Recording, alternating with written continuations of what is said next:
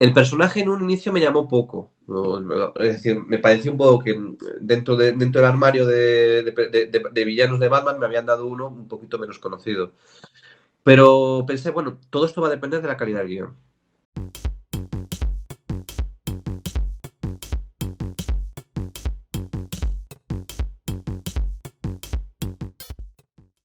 Hola, sean todos bienvenidos a Cómico, Cómic y Compartir, Cómic y Conocimiento. Hoy estoy sumamente entusiasmado y contento porque tengo una persona que admiro muchísimo y que lleva bastante tiempo trabajando en esto. Estamos hablando de Alejandro Germánico, conocido como Germánico en el mundo de los cómics. ¿Cómo está, don Alejandro? Yo bien, muy bien. Yo Me estoy gustaría, fantástico. cool. Me gustaría arrancar mencionando algunos de sus trabajos para el que no le ha puesto cara a los cómics en los que ha trabajado, que han sido ya bastante, pero me gustaría mencionar solo algunos, como fue la adaptación de Injustice en su momento del videojuego. Ha trabajado con los cómics de Wonder Woman, Star Wars, versiones de Nuestra Galaxia, Frontera Infinita. Tiene una valoración perfecta en un cómic que me llamó muchísimo la atención, que es de Vampire Diaries. Ese cómic tiene una valoración perfecta, nada de hate. Batman Un Mal Día, y a mí de esa colección que me encanta, Batman Un Mal Día, Clayface, y bueno, está trabajando en esta saga que tenemos de Green Lantern, que a mí tanto me gusta, que le tengo marcadas las páginas a algunos, porque son las páginas que de verdad me encantan de estos cómics, que están siendo simplemente geniales, de verdad están siendo geniales. Y es nada más la punta del iceberg, porque ya tiene bastante tiempo trabajando para DC. Bueno, sí, unos cuantos años. Ahora mismo creo que el cálculo es que, bueno, de forma ya con pequeñas interrupciones, empecé a trabajar en DC Comics en el año 2012, a final del 2012, si no me equivoco. Entonces, pues ya son unos 14 años. No han sido continuos porque ha habido proyectos fuera y demás, pero sí. Claro, una pregunta que siempre es sumamente cliché, pero ¿cómo llega usted a los cómics? ¿Cómo usted llega a decir, oye, cómo se hace eso? ¿Cómo se come eso? Porque tengo entendido que no siempre fue directamente a los cómics, sino también le llegó a gustar el manga, pero ¿cómo nació ese interés? Bueno, a mí leer cómics me ha gustado leer cómics toda la vida. Y he crecido leyendo, pues primero los clásicos europeos, clásicos del cómic americano clásico, el de periódico. Y en cierta altura de la adolescencia también me gustó muchísimo el manga y en un momento dado me gustaba todo lo que es el mundo del cómic, de la viñeta y me planteé que yo me quería dedicar a eso, y que me gustaba dibujar. De hecho, aprendí a dibujar porque me gustaba leer cómics. O sea, hay gente que acaba en los cómics porque le gusta dibujar y hay gente que acaba dibujando porque le gustan los cómics, que es un poco mi caso. Claro, Sí, claro. Y si tuviera que decir de esa época, ¿cuáles fueron sus inspiraciones de esos primeros cómics, si usted recuerde, que diga, es que este cómic, claro. A ver, por ejemplo, a mí lo de querer dedicarme a hacer cómics, eso fue sobre todo cuando me empezó a gustar el manga. Pero a mí de pequeño me gustaban los cómics que le gustaban a los niños españoles. Ya me imagino que tú ya sabes que aquí casi todos los niños han leído Mortadelo y Filemón o han tenido sobre todo mucho contacto con los clásicos franco-belgas, tipo Asterix y Tintín. sí, Entonces yo crecí un poco con ese tipo de cómics, con algunos clásicos españoles que llegaban a través de las revistas infantiles de periódicos de aquella época. Es decir, el diario El País y el diario El Mundo en su momento tuvieron revistas infantiles y por ahí conocí un poco a ciertos clásicos españoles y internacionales que me gustaron mucho. Luego, cuando me aficioné al manga, me dio súper fuerte con el manga entre los 14 y los 16 años más o menos. Y ahí pues Katsuhiro Tomo, Masamune Shirow, cosas de ese tipo. Me dio muy fuerte también con los robots gigantes, con Macros en particular. Y ya después de esa edad me volví mucho sobre todo al cómic clásico europeo para adultos y en parte también al cómic americano. Entonces me empezó a gustar muchísimo Moebius, me fascinó Brian Hitch en su momento. Eh, Series como ¿cómo se llamaba? El vagabundo de los limbos, los náufragos del tiempo, que también me gustaba muchísimo. François Buc, o sea, un variado de diferentes autores. Más centrado sobre todo en el cómic europeo, digamos, para lector joven y adulto, y en parte también con los cómics de superhéroes. Y Claro, el no. manga lo he seguido leyendo toda la vida. Y se nota que llegó a consumir bastante también, que tenía como esa alimentación de bastante contenido. Sí, yo, por ejemplo, estuve un montón de años sin jugar a videojuegos porque no había dinero para las dos cosas. Sí he sido y estoy en ese punto de mi vida. Estoy Sí, sí, exactamente en ese sí. punto, sin No, duda. a veces yo le hago el chiste a amigos, digo, yo, las drogas, no había dinero para ellas. No, no, no, no alcanza, no alcanza. Sí, sí soy, porque me llegó No, a pasar que me compré un juego de Pokémon y no me acordé que salían unas nuevas grapas de los X-Men y nuevas grapas que yo quería y dije, ¿es en serio que va a tener que esperar? Sí, sí, sin pues, duda. no, pues en este tipo de situaciones. A mí, por ejemplo, una cosa que me amarré mucho es que cuando yo salí a estudiar fuera de casa, yo soy de un pueblo mediano tirando a pequeño, y me fui a estudiar a Salamanca y yo descubrí que las bibliotecas públicas de las ciudades tenían grandes colecciones de cómic y ahí pues me tragué colecciones enteras, me tragué Blueberry, me tragué Largo Winch, me tragué 13, cosas de ese tipo. Y ahí cogí mucha cultura de cómic clásico y de cómic, bueno, y del cómic generalista europeo.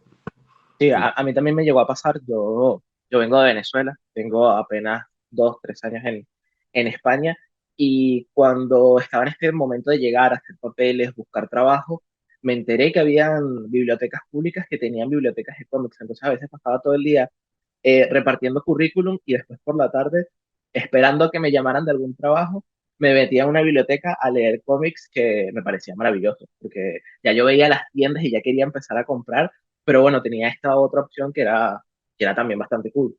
Yo soy un defensor absoluto de las bibliotecas. Además, muchas veces la gente recuerda las bibliotecas como un lugar en la escuela donde había libros que le parecían viejos. Pero las bibliotecas modernas son una maravilla. Sí. Y tú en particular, no sé si vives en Madrid o en Barcelona. No, vivo en Madrid, en un pueblo que se llama Tres Cantos, no, no en pleno centro, por así decirlo. Bueno, de todas maneras, en Madrid y en toda la provincia las bibliotecas están, eso, la mayor parte de ellas son una maravilla. Sí, Y tienen, hombre, quien esté muy obsesionado con las novedades, pues no. no, claro. Pero quien quiera leer cómics buenos, los cómics buenos los guardan en las bibliotecas. Es decir, una colección de cómic clásico espectacular la vas a tener. Un cómic premiado de independiente o algún cómic europeo maravilloso también lo tienes. A ver, yo me leí entera Largo Winch en una biblioteca, o sea, y 13, me leí todo, o sea, todos los álbumes de 13 y solo faltaba uno que lo habían sacado el año anterior y que había que esperar un añito o Claro, 6 meses a que lo comprasen. O sea, quiero decirte que uno puede leerse maravillas. sí, no, sin Y duda. además, los bibliotecarios de hoy en día son muy conscientes y les gusta tener unas muy buenas bibliotecas de cómics. Yo las defiendo un montón. Sí, no, no, yo también soy defensor de las bibliotecas, me gusta muchísimo, iba muchísimo, ahorita ya no tanto por el trabajo, pero sí, sí, soy un gran defensor de las bibliotecas. Y también cuéntame, ¿cómo fue el momento en el que, cómo se entra a la industria? ¿Cómo un joven español entra a la industria y después pasa a entrar a la industria norteamericana? Bueno, pues a ver, yo había estudiado Bellas Artes y no estando del todo listo para ser profesional, yo era consciente de que había todavía una separación entre lo que yo era capaz de hacer y lo que me iban a pedir profesionalmente.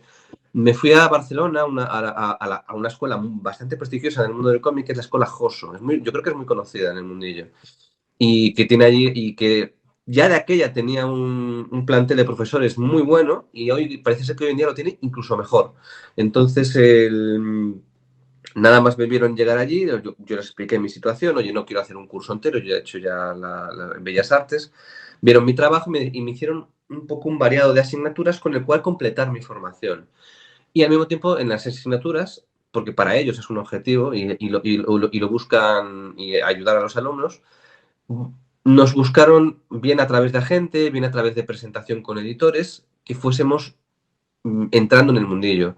Yo lo hice a través de un agente, Eduardo Alpuente, que estaba muy especializado y lo hacía muy bien en el mercado americano. Y durante bastantes años fue mi agente que me fue moviendo mi trabajo y buscándome trabajos. Él ponía su prestigio personal para que los editores confiasen en sus dibujantes y tuviésemos oportunidades. Y yo empecé con él. Wow, ¿y cómo fue ese momento en el que le dicen que tenía que entrar a trabajar con Injustice, por ejemplo? Que era adaptar ese juego y ya de por sí la historia del juego para luego traer estos cómics que en su momento fueron el boom, Claro, todo esto es bastante, ya había pasado. Es como muy gradual. Claro, Entonces, todo lo que va viniendo se va digiriendo poco a poco. No es, oye, me he profesionalizado. En mi caso particular, como todo fue muy gradual. Hay algún dibujante que sí que va de 0 a 1000. ok. Pero en mi caso fue todo muy gradual. Entonces yo empecé haciendo pues un cómic de Duke Nukem, que era un videojuego un poco, en aquel entonces un videojuego olvidado de los 90 Sí, sí. para hacer un... Y la idea era hacer un cómic así graciosete que iba a ir en la edición especial del videojuego Duke Nukem Forever, que era así algo así como el juego maldito de los años 2000. Y después de eso me dijeron, bueno, oye, nos ha gustado cómo ha quedado, vamos a hacer una miniserie, vas a hacer 4 números. Pues bueno, pues qué bien, tengo una miniserie y ya vamos empezando profesionalmente. Después de eso, pues claro, fue un salto al mercado francés a hacer un cómic de otro videojuego que era Might and Magic, que yo tampoco había jugado mucho. Y entonces, pues me pareció muy interesante, pero bueno, pues no, sigue sin ser como que era todo bastante gradual, de un proyecto pequeño a un proyecto un poquito menos Claro. pequeño. Y entonces, cuando llego a Injustice, yo ya había estado trabajando en DC. Y aunque me hacía ilusión trabajar con superhéroes ya más potentes, seguían siendo un producto derivado. Entonces yo lo vi con la ilusión de trabajar con los superhéroes, pero sabiendo que era una licencia y un producto derivado y por ende pues tenía también sus características. Fue todo, digamos, bastante gradual. Claro.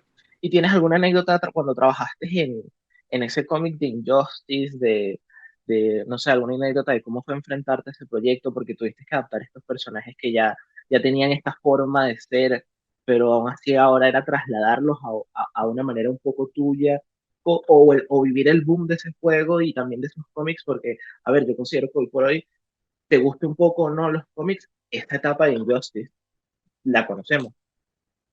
Pues en Injustice yo tuve un crecimiento dibujístico importante porque fue bastante consciente.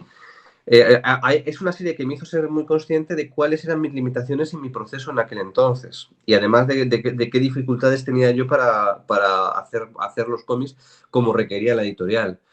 Entonces, hay anécdotas, pero son como anécdotas internas y algunas de ellas un tanto desagradables sobre todo por las prisas que llevaba la serie. Estamos hablando de una serie que era quincenal. Entonces, había un montón de dibujantes. En algunos momentos entre 3 y 4 dibujantes que tenían que coordinarse con ellos para que saliesen cada 2 semanas un cómic listo para leer. Era durillo, era durillo. Bueno, de hecho era quincenal en papel, pero era semanal en digital. Digital.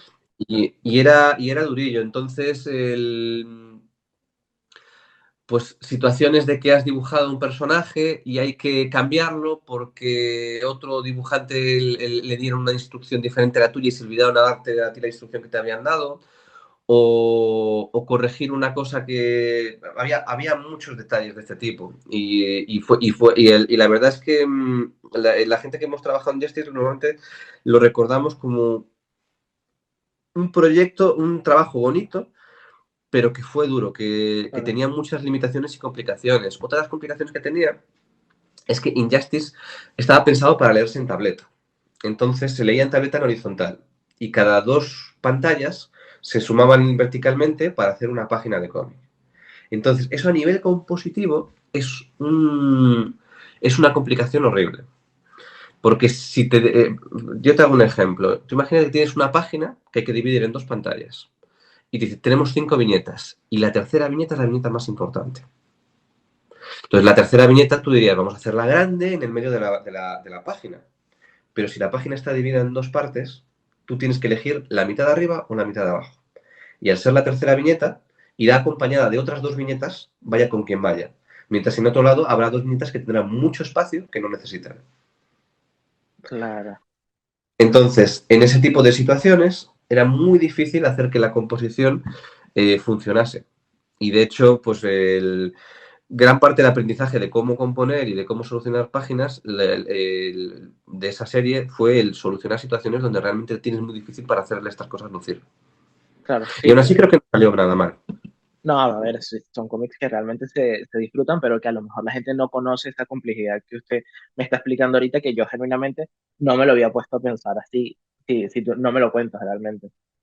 Sí, otra de las complicaciones que tenía la serie es que los lectores se quejaban de que los capítulos semanales traían muy poco material, porque normalmente los cómics que nosotros leemos mensualmente son muy cortos.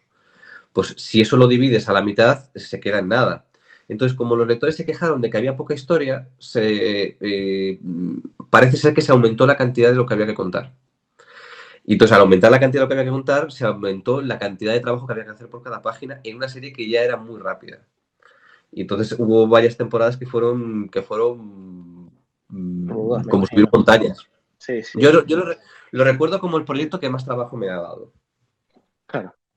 No, me imagino que también sirvió como bastante aprendizaje, a lo mejor un poco acelerado, ¿no? Porque eran muchas cosas Sí, juntas. y además, una cosa que estaba muy bonita en el videojuego, decidieron, y hicieron bien, me parece buena idea, decidieron tomar el punto de partida de los superhéroes de DC, pero reexplorarlo y reinterpretarlo, hacer que los personajes tuviesen trajes más elaborados, darles un giro a algún personaje. Superman tenía de repente placas, el escudo no era un pedazo de tela, sino que era un escudo metálico, que además sobresalía y tenía volúmenes.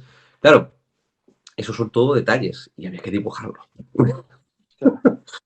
Y era pesado y durillo, pero estuvo bien. Yo me lo pasé bien. Pero Además, personalmente, disculpa que te interrumpa, considero que dentro de los dibujantes tú tienes experiencia en detalles. Eres un tipo que de verdad te gusta trabajar los detalles. sí, y es una mala manía, ¿eh? O A sea, veces, a veces juega en contra, pero bueno, pero sí, me gusta mucho el detallito.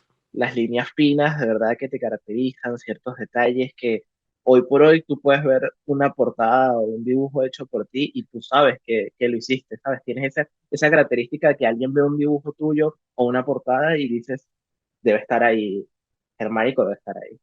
Pues sabes que no fue así siempre, y de hecho, esto es una cuestión muy curiosa. Cuando yo entré en Injustice, yo entré para ayudar. Yo nunca fui dibujante principal en Injustice. Los dibujantes principales siempre fueron otros. Claro. Entonces, y además se me dejó entender que la idea era, oye, intentar que esto no se note mucho de un capítulo a otro. No, Entonces, durante bastante tiempo yo intenté primero que los personajes fuesen muy parecidos a los del videojuego y en lo más parecidos a los otros dibujantes. Y una vez un editor me dijo, no te voy a decir el nombre del editor, pero me dijo en su momento, en un salón, me dijo, mira Alejandro, esto que haces demuestra que eres buen profesional, pero juega en tu contra en tu carrera. wow. Me lo O dijo así, sea, entonces, está bien que intentes, pero no imites el estilo de otros dibujantes, claro, porque el proyecto lo pide. Intenta hacer lo tuyo bueno, que nosotros ya te buscaremos sitio. claro. Y me dices que en Injustice trabajaste, digamos, ayudando, pero ya hoy por hoy eres el principal, digamos, de tu serie. Desde Injustice hasta ahorita, ¿qué personaje consideras que te falta por adaptar, que te gustaría dibujar, que te gustaría trabajar? Porque ya has tenido una Pero, experiencia con... pero Dime. dentro de DC o dentro del mundo en general del cómic. Como prefieras, si quieres decirme DC, pero también si tienes, yo te preguntaba por DC, pero si tienes otro personaje me gustaría saberlo. Mira, a ver, yo te confieso que a mí lo que me gusta es el cómic, el mundo del cómic. O sea, es el mundo del cómic. Entonces, los superhéroes forman parte de ese mundo, pero no tengo un fetichismo específico por los superhéroes. De hecho, a veces me gustaría hacer otros géneros, porque además, dentro de lo que me ha gustado a lo largo de mi vida, los superhéroes solo son una parte más, no son la parte que más me ha gustado. Claro, Entonces, dentro de DC a mí me gustaría hacer los personajes clásicos. Wonder Woman ya he trabajado en ella, aunque me quedé con ganas de más. Y por supuesto Superman y Batman, que son los más famosos. Luego hay otras series que me podrían gustar. Pues hombre, a mí yo le tengo mucho cariño, por ejemplo, a Gen 13 y a The Authority, pero les tengo cariño en sus formas originales. vale. Y también me podía hacer ilusión pues cosas también de tipo de la Liga de la Justicia, aunque era mucho trabajo. Y yo qué sé, y algunos otros clásicos, pero pues, sí, principalmente los tres grandes personajes. Claro. Y ahora sacando a los personajes de personas con quienes trabajar, digamos, de guionistas que quisieras trabajar, que consideres que todavía te falte. Pues espera, ¿sabes lo que pasa? Que hoy me pillas súper espeso y, y me va a costar mucho sacar los nombres. El, este, A ver, con Grant Morrison ya trabajé y me gustó mucho y me gustaría mucho repetir. Así que te lo digo en serio. Que fueron unos números de Superman, ¿correcto? No, Ujú. fueron unos números de Green Lantern de una De miniserie. Green En Lantern. aquel entonces, ¿te Ah, acuerdas? Estaba claro, haciendo Green Lantern por temporadas. sí. Y en medio de las dos temporadas hice yo un pequeño arco argumental con un mundo paralelo que se llamaba de los Black Stars. Fausto. Y me lo pasé muy bien. Y además los guiones de Grant Morrison están muy bien escritos y da gusto trabajar con ellos. Entonces, ahora mismo, si te digo la verdad, me está costando un poco acordarme de los nombres porque estoy con gripe y me está costando acordarme. No, no Yo pasa de los nada. de DC, probablemente, ahora que me acuerdo, el que más me interesaría sería Tom King. Uf, Tom King. sí, sin duda. Sí, Tom King me parece un guionista excepcional y me interesa mucho. Y luego, pues hombre, yo he estado muy contento con Jeremy Adams. Ha Sí. sido una etapa fantástica. Y luego con el equipo que trabajamos también en Batman One Bad Day fue muy buen trabajo, lo disfruté mucho. Me gustaría pues, de nuevo volver a trabajar con ellos. Primero que nada, a mí Tom King me encanta. Para mí yo lo veo como el Guillermo del Toro de los cómics, ¿sabes? Esta manera de trabajar los personajes que a veces no tienen tienes una visión y él le da una visión distinta, es simplemente brutal. Pero sí, tu trabajo, por lo menos lo que fue el Batman Un Mal Día para mí, en específico el Clearface, porque es el que más me he leído, me gusta muchísimo, y tu etapa que ahorita que tienes con Jeremy Adams, que más adelante te voy a preguntar al respecto porque es obligatorio conocer más, necesito saber experiencias de cómo ha sido esta experiencia, pero está muy cool.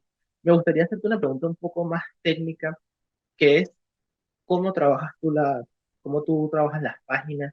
¿Cuánto te tardas en una página, por lo menos actualmente, de Green Lantern? Si sientes que el tiempo, a diferencia de cuando trabajabas en Injustice, ha disminuido, o ahora le agregas más detalles y te sigues tardando lo mismo. También entendiendo que eres padre y eso cambia la vida de alguien por completo. Pero ¿cómo trabajas tú las páginas? Y también me gustaría saber el tamaño, porque sé que hay artistas que las trabajan con páginas más grandes, o cómo lo haces. Mira, gracias a, bueno, después durante la pandemia hubo un poco cambio de paradigma en el trabajo conmigo, con la editorial, y yo pedí unas condiciones para que las tuviesen en cuenta, que era que para los editores lo ideal es el dibujante superheroico que hace un cómic al mes. Para ellos eso es maravilloso. Y ya si puede hacerse en los 25 días, lo convierten en un ídolo. Pero la realidad es que yo para hacer cómics con la calidad promedio que yo quiero, necesito más días. Entonces yo les propuse lo siguiente, que es bastante razonable, que es 2 días naturales por cada página. Es decir, pues, ¿quiere usted un cómic de 22 páginas? Yo he tardado 44 días. Puedo puntualmente hacerlo menos días, pero a largo plazo necesito ese tiempo.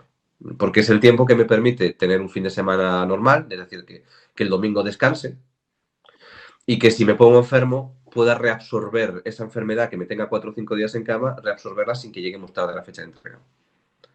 O que si tengo un problema familiar, pues oye, el otro día mi hijo tuvo un ataque de alergia y me lo tuve que llevar a urgencias. Y si lo llevo a urgencias, al hospital, o lo que sea, ya perdí la tarde. Sí, sí. Entonces, que eso todo lo pueda absorber y no tenga que dejar de dormir. Claro que en este caso sí, lo llegas a tener antes, está bien, pero que como tal no te exijan tenerlo antes o te estén, digamos, presionando cuando ya tú Mm. pediste esos días exactos. Claro, entonces dando este margen, que en mi caso son 2 días por página, no es que yo tarde 2 días por página, significa que yo tengo una vida organizada para hacer una página cada 2 días, más o menos. Y de esa manera, ante cualquier problema, ante el problema de que estoy enfermo, se puede absorber. Ante el problema de que hemos hecho 5 números y al sexto número vamos tarde, pues yo tengo energías para hacer ese número en menos tiempo. Claro. Y en este tiempo en el que haces las páginas, ellos te dan algún tipo de feedback. O sea, tú terminas después de 2 días una página y la envías o Mi costumbre es enviarlo todo tal cual lo acabo. Sobre todo para que ellos lo vayan viendo. Y si hay algún problema, lo corrijamos antes de que haya 10 páginas con un problema repetido 10 veces. claro, Entonces, a ver, normalmente yo lo que hago, el proceso es, yo leo el guión entero y me lo leo varias veces. Me lo leo una vez para entenderlo y una segunda vez para anotarlo. Y una vez de anotar el guión, que las anotaciones son del tipo cuál es la viñeta que yo creo que tendríamos que darle más importancia, cuál es la emoción subyacente que se lee entre líneas en ciertas viñetas o páginas, problemas del tipo, oye, yo no sé qué es esto, necesito que me lo expliquéis, o aquí sale un objeto o un espacio que no reconozco ni encuentro. Lo tengo que diseñar, tenéis referencia para él, por favor. Entonces, todo esto, todo preparo, tanto lo que quiero saber del guión como lo que necesito que me den más información, lo preparo en una segunda y una tercera lectura. Y después de eso, hago todos los storyboards del cómic. Me paso entre 4 y 6 días haciendo todos los storyboards, diseñando página por página con unos dibujos horrorosos, unos dibujitos así, unos garabatos repugnantes. Sí, una Y cuando referencia básica. Sí, es sobre todo para ver las composiciones y el ritmo narrativo, Ok, para que eso funcione. Mi teoría es la siguiente, si en un storyboard, que es en realidad un dibujo horrible, la composición funciona, cuando esté bien dibujado, funcionará.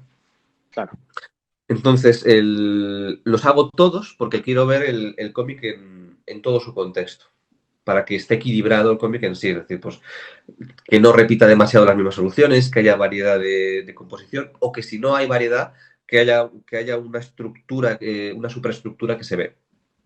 claro. En este caso, el cómic que más disfruté en ese sentido fue el de Batman Bad Day, de Batman Bad Day, el de un mal día, Sí, porque al tener todo el cómic de golpe, las 60 y pico páginas de golpe, yo ya lo diseñé entero pensando en todo el cómic. O sea, ya estaba claro, yo haciendo el storyboard de la primera página y de la segunda, pensando en lo que probablemente haría ya en las dos o tres últimas. claro, claro. Y con eso luego, pues con esos storyboards empiezo a hacer páginas. Y las voy haciendo normalmente de una en una. Es decir, página que empiezo, página que acabo, página que envío. Y también te pregunto, si tuvieras que definir tu estilo de cómic, ¿cómo lo defines tú? Porque, a ver, digamos, por lo menos Alex Ross tiene una manera en la que sus cómics parecen unas obras de arte, unas pinturas, pero tú tienes un estilo bastante particular y único y lo has definido tú mismo. Yo fíjate, mira, en este caso es en la primera fase de mi carrera, sobre todo, bueno, en la primera segunda, en la parte en la que empiezo a trabajar en DC y hago superhéroes, yo en un principio pensé lo siguiente, hice este razonamiento, para que esta gente me dé trabajo tengo que hacer lo que ellos necesitan. Entonces, ¿qué es lo que ellos necesitan? Voy a ver cuáles son los dibujantes de más éxito. Y de los dibujantes de más éxito voy a ver cuáles son sus recursos, sus capacidades, sus soluciones y voy a intentar aplicarlas. Al cabo de 2 o 3 años eso no estaba funcionando. Y de hecho, cuando yo pensaba que ya las cosas iban bien, tuve un par de choques de realidad que me pusieron en mi sitio. Y de hecho, yo estuve aproximadamente 1 año y medio en el tránsito de 2 años. Hice solo unas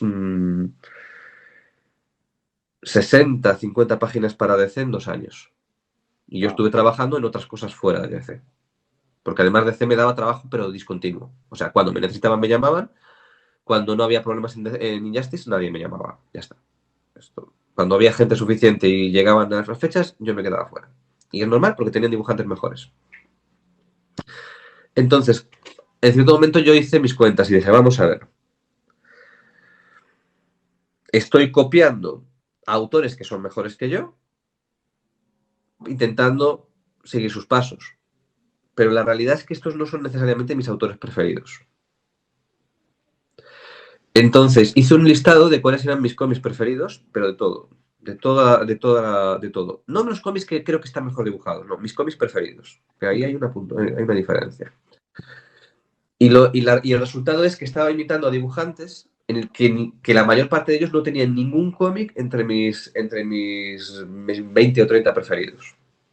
claro, Entonces pasé de copiar a dibujantes de moda, porque eran mejores que yo, no nos equivoquemos, claro. para inspirarme más en las soluciones de mis dibujantes preferidos de toda la vida.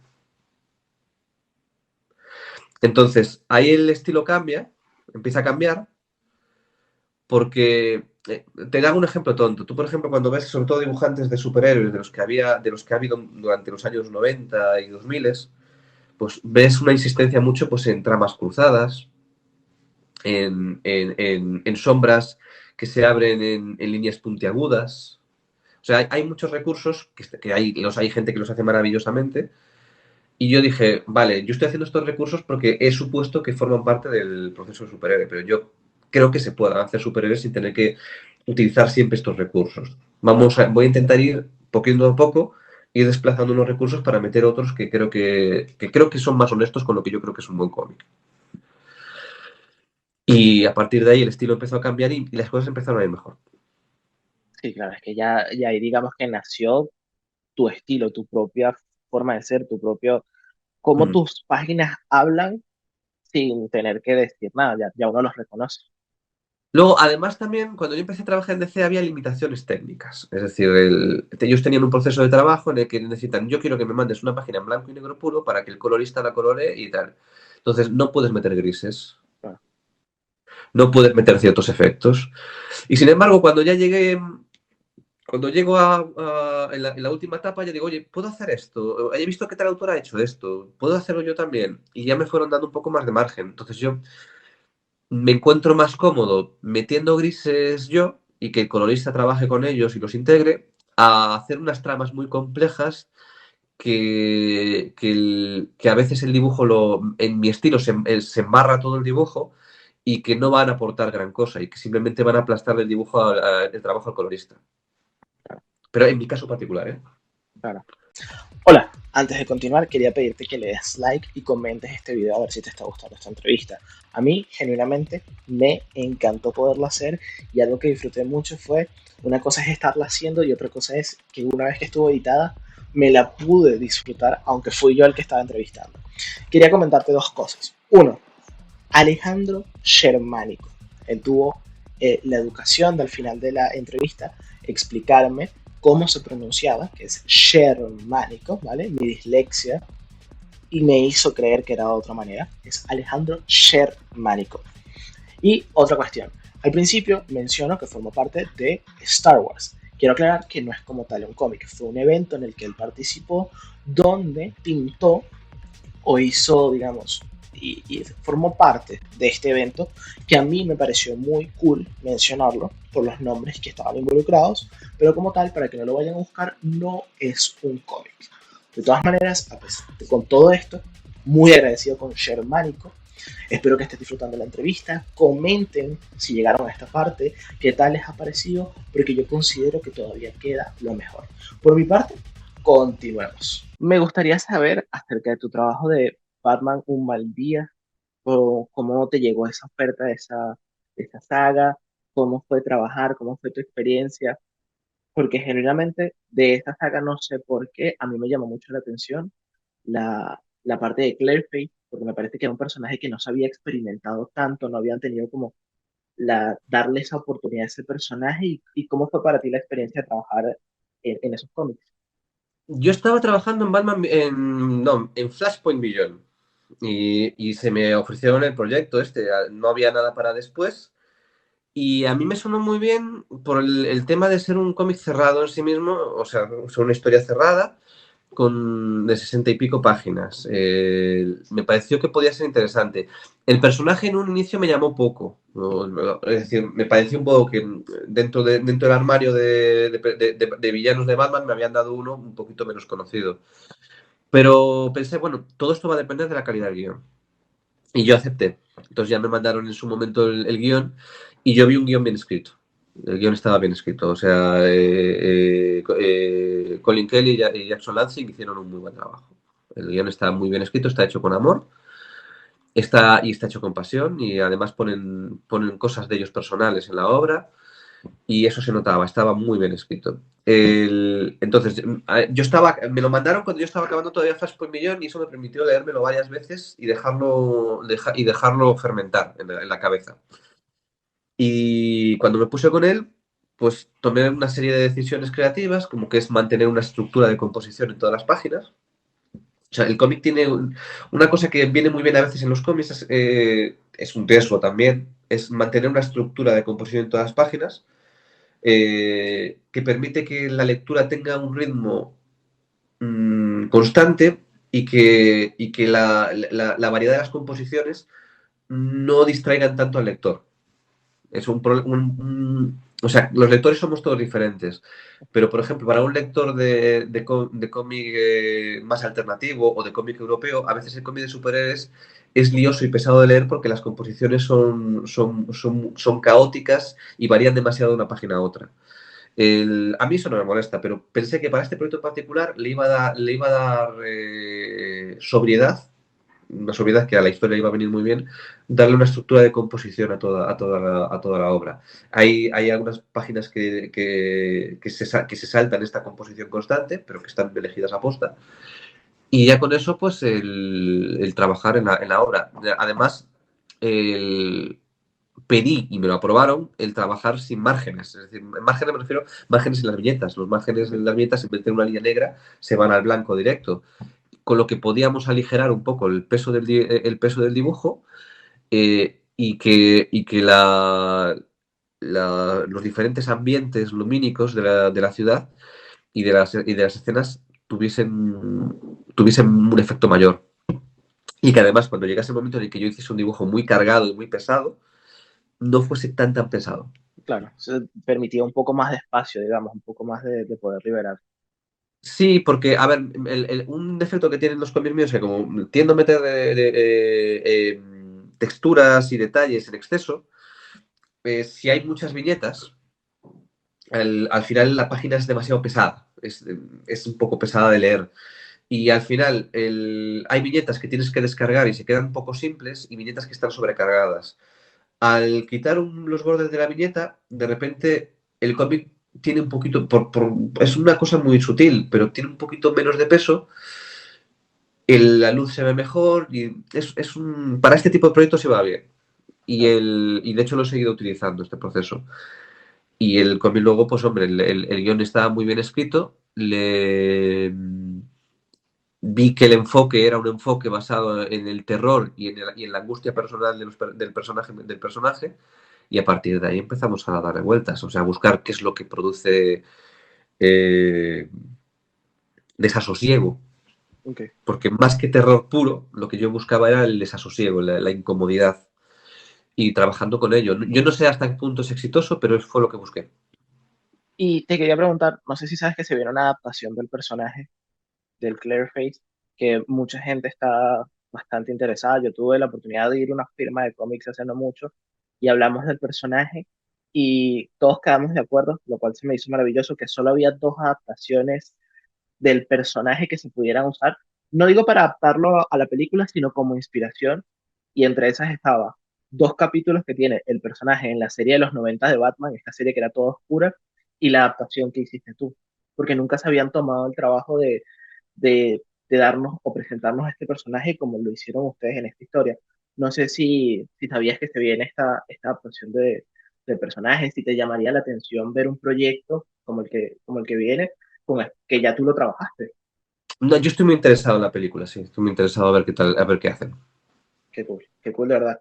Porque genuinamente se me hace muy interesante que no te ha pasado como a lo mejor le puede pasar a gente de Marvel, que en base a lo que está sucediendo en las películas, tienen que trabajar los cómics. En este caso fue primero este cómic tuyo que a la gente le gusta, por lo menos los fanáticos que yo puedo decir que conozco, y que de ahí pueden tomar un poco con ese buen guión y el diseño del personaje.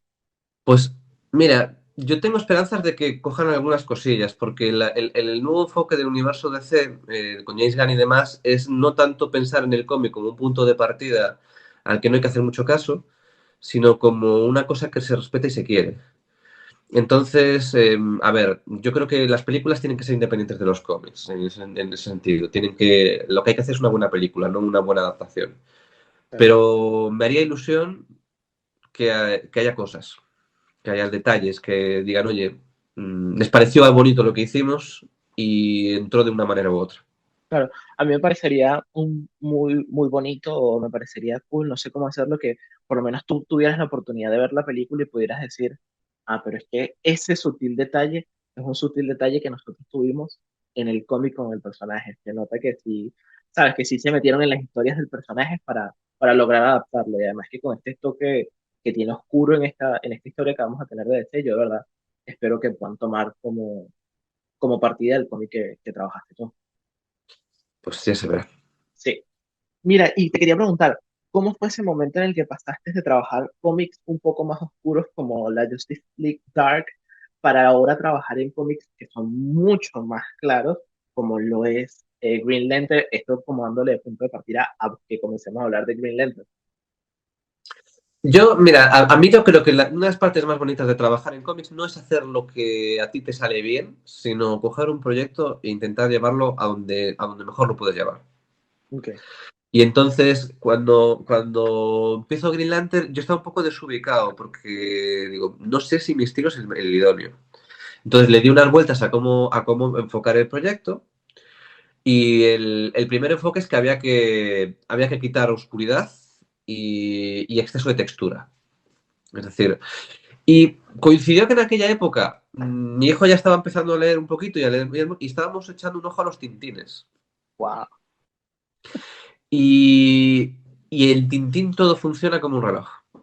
Es una maravilla de leer. O sea, es un cómic de su época, es un cómic que se autoimpone limitaciones, pero es que se lee muy bien. Entonces, a la hora de trabajar en Green Lantern, hombre, sin ser una influencia evidentísima a Tintín, no vamos a flipar, me di cuenta de que no tenía que recargarlo todo para que estuviese bien dibujado, sino que teníamos que buscar un poco que el tono general fuese un poquito más ligero. ok. Y además, en mi caso particular, ves que te acuerdas que te comenté antes que me gustaba mucho Macros y todas estas cosas Sí, de sí, los sí. japoneses. Y a mí me fascinaba Macros. Me fascina Macros y sobre todo, y Macros para los que no sepan de qué estamos hablando, porque es una cosa un poco de nicho, Macros es una serie de robots que se transforman en aviones de combate. Entonces llevan dentro un piloto. Entonces es un poco Top Gun, pero a veces es un poco Top Gun, pero en medio del aire de repente se convierten en un robot y luego siguen siendo aviones, ¿no? Y las escenas de vuelo eran tremendamente dinámicas y intensísimas. Hay varias series, en particular Macros Plus, que es mi preferida, que tiene unas coreografías aéreas que son espectaculares y además que transmiten una sensación de emoción constante. Entonces yo digo, esto hay que llevárselo a Green Lantern. Este es el lugar. O sea, Superman es fuerza y es más que fuerte que nadie, pero en Green Lantern hay luces de colores, hay un tipo que pilotaba un F-16 y ahora de repente es un superhéroe. Hay que ir por ahí, hay que ir por ahí. Y fue un poco la búsqueda de eso, es decir, el personaje Hal Jordan además tiene paralelismos. Es, si lo piensas, el Hal Jordan maduro se parece bastante al Maverick maduro de Top Gun, de Top Gun. Se puede saltar ciertas distancias, que tampoco tenemos que hacer un Tom Cruise, pero había cosas en común entre estos mundos y fue un poquito por ahí. Y cuéntame cómo ha sido tu experiencia trabajando con Jeremy, cómo se llevan, cómo es la comunicación entre ustedes dos para lograr que el proyecto, o sea, es que no sé cómo explicarte que mientras todo el mundo está hablando de el Absolute Batman o el Absolute Superman o Wonder Woman, tienes un Green Lantern que no lo tuviste que destrozar y hacerlo de cero, agarraste a Hal Jordan, le diste una visión y funciona en esta época en la que todo el mundo quiere ver algo distinto y quieren ver todo destrozado. Pues mira, trabajar con Jeremy ha sido una maravilla. Jeremy es un muy buen tipo, es un tipo que piensa mucho con la gente con la que trabaja y lo pone siempre fácil. Es decir, Jeremy, el trabajo en Greenland ha sido muy, muy, muy gratificante. Ha sido gratificante porque hemos estado muy apoyados por la editorial, tanto pues oye, yo soy padre, no puedo hacerte un cómic cada mes, necesito que me abras espacio, como por parte del guionista que siempre ha estado pendiente de que yo estuviese a gusto con la serie. Y además, mis propuestas, aquellas cosas que yo decía, oye, yo he pensado que podíamos hacer esto aquí. Todo eso lo han recibido como mínimo con mucho respeto. Y en el mejor de los casos lo han abrazado. Entonces yo estaba muy contento, muy contento. Entonces, en cierto momento, Jeremy, que es un buenazo, me dice, mira, Alejandro, en esta serie hay como margen para meter cosas que nosotros queremos porque es una serie muy creativa. Es decir, oye, no deja que el tipo se inventa cosas con su anillo. Es decir, que podemos poner un poco lo que tú quieras. Entonces, yo en el guión estoy poniendo cosas que creo que te van a gustar, pero me gustaría saber qué te va a gustar realmente. Entonces, yo le dije que yo soy chauvinista. Me gusta mucho mi pueblo y hablar de mi región y todo esto. Entonces, yo dije, mira, mm, si te puedes inventar una manera de que acaben peleándose en mi pueblo, en Galicia, ya no. Y luego le dije, mira, y luego en cuanto a espíritu, me gustaría que hiciésemos cosas como esta escena que te voy a mandar. Y le mandé una escena de Macros Plus. Y él entendió que me gustaban los aviones, los robots y mi pueblo. Y me hizo una escena con robots en mi pueblo. Y la Increíble. escena está en el número 6 de Green Lantern, Ok. en la que cae Sinestro y él caen en un pueblo y Sinestro se convierte en un monstruo y Green Lantern hace un robot. Un pod. Ese es mi pueblo. Wow. Y me imagino que para ti un deleite, un Buah, ya increíble. ahí estoy muy arriba. Mira, cogí un mapa de mi pueblo. O sea, me fui a Google Maps, cogí el mapa de mi pueblo y entonces van a caer aquí. Se van a mover hasta aquí. Van a zurrarse de aquí y aquí. Se van a chocar contra este monte de aquí. Y luego la explosión va a ser aquí. Entonces yo aproveché que me fui unos días a ver a mis padres. Ni me pasé el pueblo entero. Me saqué 600 fotos. Y con las mejores fotos hice el plantel de, oye, la cámara aquí, la cámara acá, tal. Me fui a los sitios donde yo creía que iba a ver los sitios donde iban a pelearse. Monté toda la coreografía y luego sal cómic. Qué increíble. Qué Me lo increíble. pasé, me lo pasé. Qué Mis arrecho. compañeros de profesión dicen que estoy tarado, que esto que es absolutamente innecesario. Pero es que, pero es que es meterle cariño. O sea, es meterle un cariño de más a esa oportunidad de, ok, si lo voy a hacer en mi pueblo, no me voy a imaginar mi pueblo. Vamos a buscarlo de verdad. ¿Sabes? Y Eso de me hecho, parece luego increíble. hay muchas tonterías. Hay una escena en la que el robot ensarta al monstruo y acaban cayendo en un monte y se ven pues, unas casas y sale un coche volando. El coche es de una amiga mía y las casas que hay alrededor son las casas que hay alrededor de la casa de mis padres. O sea, que Qué increíble. es todo así, es todo eso. Oye, pero Y me parecería interesantísimo. ¿Algún momento llegaste como a postear esas imágenes de como que, oigan, en base a esto, no, lo no has las colgué. mostrado? Porque me recuerda un poco a, no sé si llegaste a leer Superman en Granada, que fue, No me lo leí, pero sí que sé que Jorge Jiménez pues, metió Granada, que para algo es, vive allí. pero que hizo exactamente lo mismo que tú hiciste. Pues te tomó unas fotos tal, claro, el bicho está mamadísimo, te tomó unas fotos así, Ah, iba a estar, Jorge está mucho más cerca de Superman que yo de Green Lantern. La bueno, cosa es bueno, sí. digamos que él tiene el físico de Superman, pero tú tienes la imaginación de Green Lantern, porque para hacer lo que hace, Qué bonito, qué bonito. para Te voy a hacer lo coger que esa cosa, hace, de me ha gustado. verdad. Pero bueno, hablamos como si Jorge no tuviese imaginación. Tócate, déjame No, decir. no, no, no, tampoco, tampoco, tampoco. Jorge Mira, es muy buen dibujante, ¿eh? muy buen dibujante y también muy buen tipo. Le mando saludos. Llegué a estar en una firma de él y fue muy buen tipo, de Un, verdad. un dibujante excepcional, sí, señor. Sí, sí. ¿Y qué te iba a decir? Pues eso, entonces ya con Jeremy Adams, si me hace este regalo nada más empezar, de oye, vamos a dibujar tu pueblo, luego un par de meses después me dijo, ¿y qué te apetece dibujar ahora? Y digo, Jeremy, yo después de dibujar mi pueblo y los robots gigantes, yo voy contigo a muerte. Sí, Ya pide lo que quieras, yo te lo voy a dibujar, voy a dar la vida por ti. Y hemos tenido una etapa muy divertida. qué cool. O sea, de qué cool. Me encantaría en algún momento ver esas imágenes para, ¿sabes? Para ponerlas con el cómic. Me encantaría en algún momento que me firmaras esas páginas. O sea, en algún momento llegarte a conocer, porque qué Le llegué cool. a poner al robot, ¿eh? ¿Ah? Le llegué a poner nombre. ¿Qué nombre pusiste? Gun Lantern. Oh, yeah. Está O sea, una cool. mezcla entre Gundam y Gundam Gambam y Green Lantern. Me y Green gusta. Lantern. No, Pues no, sí. está bastante cool. De verdad, estoy emocionado, ¿sabes? Llevo toda la entrevista como tratando de bajarle un poco a la emoción, Los porque dibujantes somos gente normal, ¿eh? Bueno, la eh, mayoría. la mayoría. Quiero decir que,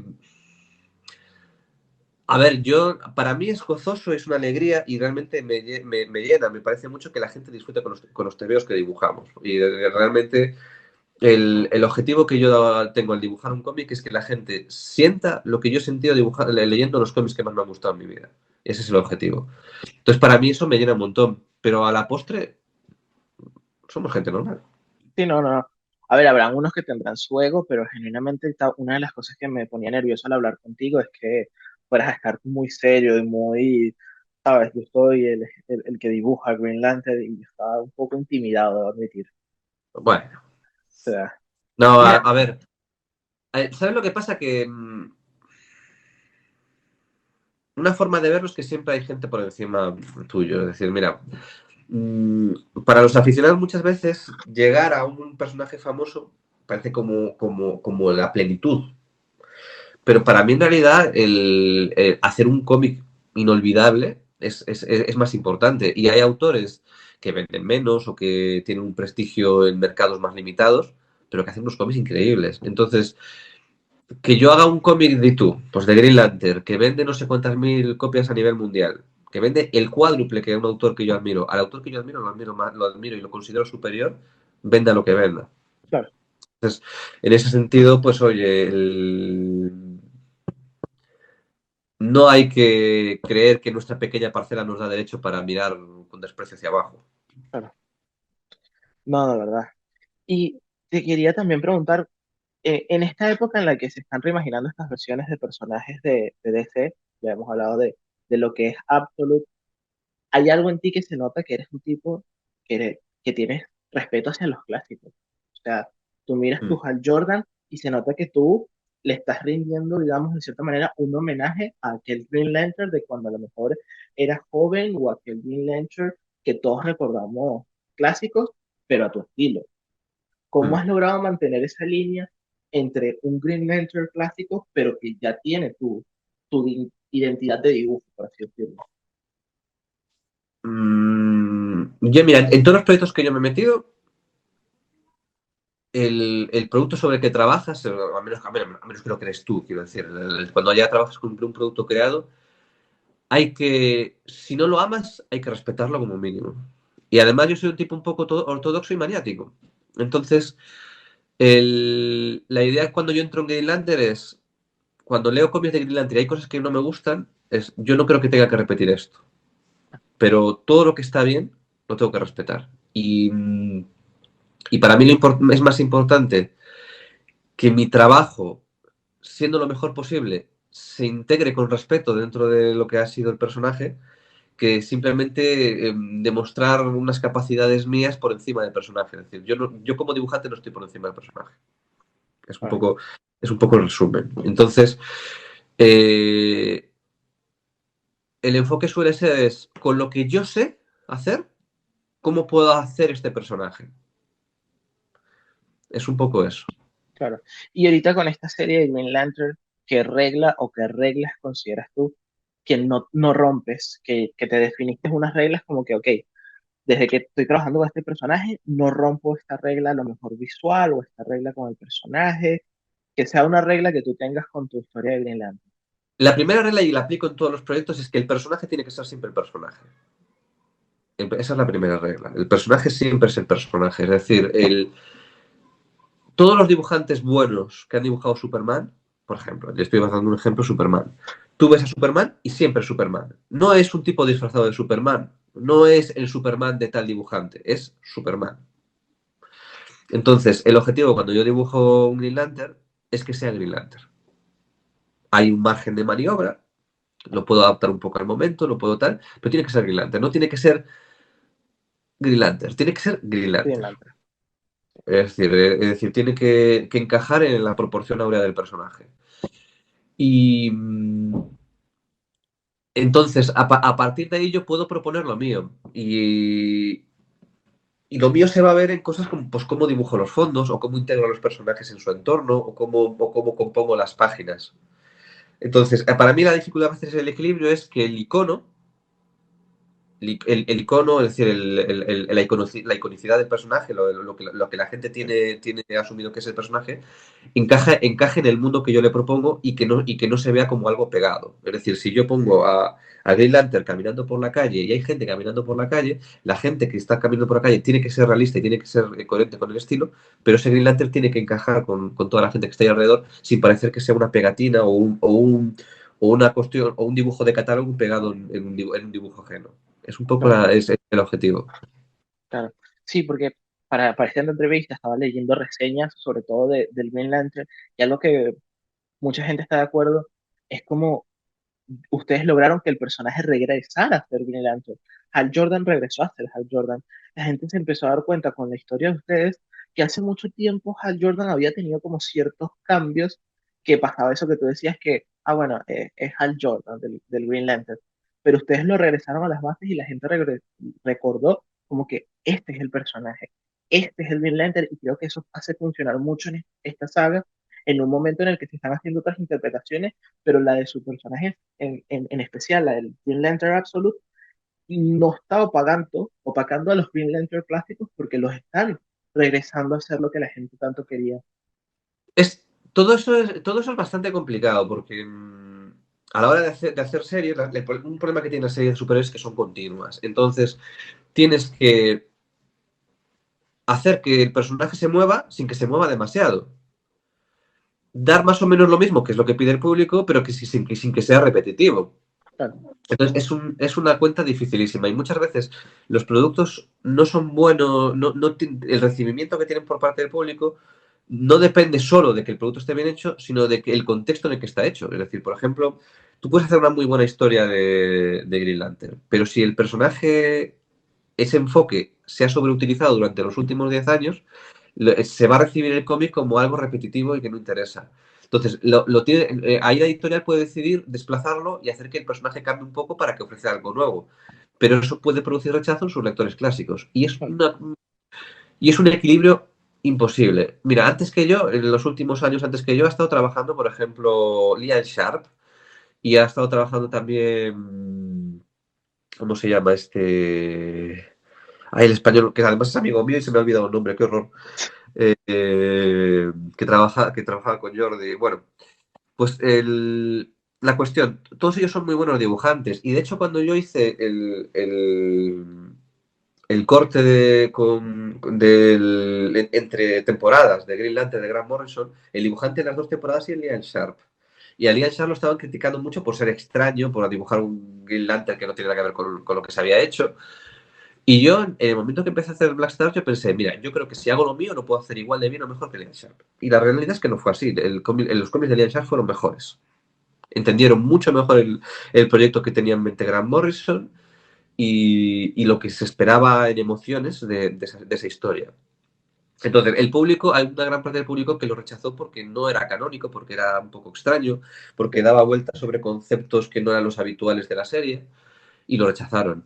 Pero entonces, supuestamente yo habría sido el bueno de la historia, pero no, no, yo creo que el mejor trabajo lo hizo Lian Sharp. Ah. Mira, y te quería preguntar, ya llevas tiempo en la industria y siento que ha evolucionado al momento en que tú llegaste a lo que estamos ahora, ha evolucionado, crecido y cambiado muchísimo. ¿Qué consejo le darías tú a los jóvenes, tanto a lo mejor guionistas como dibujantes, que quieran entrar a la industria? ¿Cómo se hace? ¿Tienen que ir a una Comic Con a mostrar sus bocetos, comunicarse vía online? Porque ahora las redes sociales te permiten decirle a tu dibujante favorito, oye, me gusta tu trabajo, mira esto que hice. ¿Qué consejos le puedes dejar tú a la gente con toda la experiencia que tú tienes, que es realmente bueno? Mira, cada editor es diferente.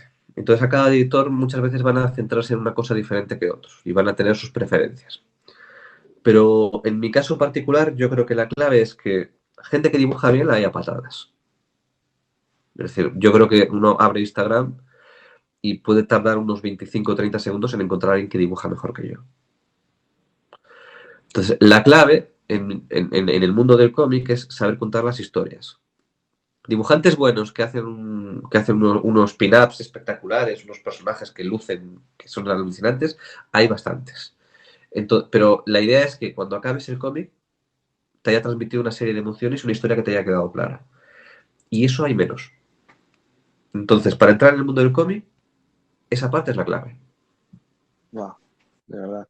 Viniendo de ti, o sea, a lo mejor algunas personas podrían decir que a lo mejor suena cliché, ¿no? Porque a lo mejor te podrían decir, pero viniendo de ti es como tomarte en serio y preguntarte, ok, puede ser que mi dibujo sea muy bueno, pero ¿sé realmente contar una historia? Está Esa es la para, clave. para pensar. De hecho, cuando yo estaba empezando, mi obsesión era demostrarlo, todo lo que yo era capaz de dibujar. Y muchas veces elegía el tipo de viñeta donde yo me iba a lucir más como dibujante, y aunque la historia se podía contar un poco mejor de otra manera. Mala idea. Claro. Entonces, ahora echa un ojo a los cómics que yo tengo últimos en el mercado. Los últimos de Green Lantern y los. e incluso el One Bad Day y todos estos. Y cuenta, las viñetas donde un dibujante se luce más normalmente son en planos cortos, donde dibuja unas caras bonitas, Sí. y en viñetas grandes donde el personaje luce mucho. Esos son donde un dibujante superhéroe suele lucirse mejor, ¿no? Y cuenta el número de viñetas de ese tipo que hay. Son menos que las que hacían Injustice, son muchas menos de las que hacían Injustice, incluso menos que las que hacían Wonder Woman. Ahora, de hecho, yo a veces estoy preocupado de decir, oye, pues igual a los lectores les empieza a aburrir que todos sean planos largos, Bueno, que yo, pero de momento parece que no. por el momento parece no. No, yo te digo, por lo menos a mí me pasó lo último que llega, que en España, no sé si es este All In, así es como está viniendo el Green Lantern. Esto es lo último, que de verdad, muy bueno. A mí me Ah, gusta, no sé cómo, ese es el que van a Gemworld, ¿no? al al perro. planeta este. ¿Qué? Que sí, este es el que tiene, que al inicio tiene a este personaje que es como perro. Es que me dice Green Lantern me gusta, ¿sabes? Pero, ¿cómo se llamaba el mundo al que van? En castellano no sé si es Mundo Gema o Gema Mundo. Yo no recuerdo Gemworld, el sitio donde está el dragón este. Sí, tuviera que buscarlo, no recuerdo exactamente cómo se llama. El cómic ese donde está el dragón es el cómic uno de los cómics que mejor me lo he pasado en mi vida. Joder. Será, es este, donde está este, Vete hacia el final del cómic, yo creo que debe estar hacia el final. Porque ahora la está, portada. hacia este dragón. Yo eso me lo pasé muy bien.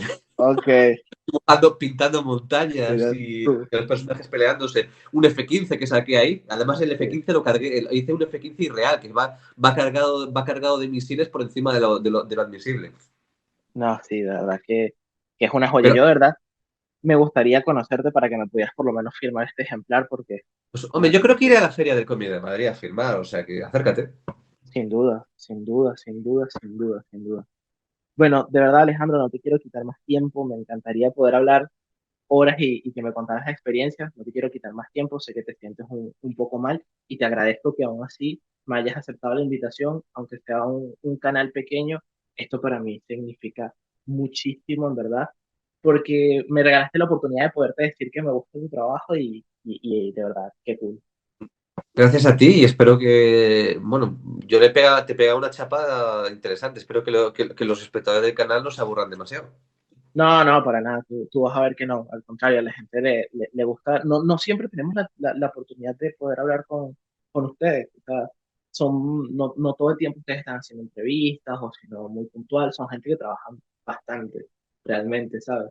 Entonces, poder compartir con ustedes es la máxima, de verdad. Sí. Pero bueno, pues nada, muchas gracias. No, no. Gracias a ti. No te quito más tiempo. Mira tu taza de Green Lantern. No te quito. Product placement. Sí, sí, sí, totalmente. No te quito más tiempo y bueno, nada, esto fue todo con Alejandro Germánico. Espero que lo hayan disfrutado como lo disfruté yo y nos vemos en un próximo video.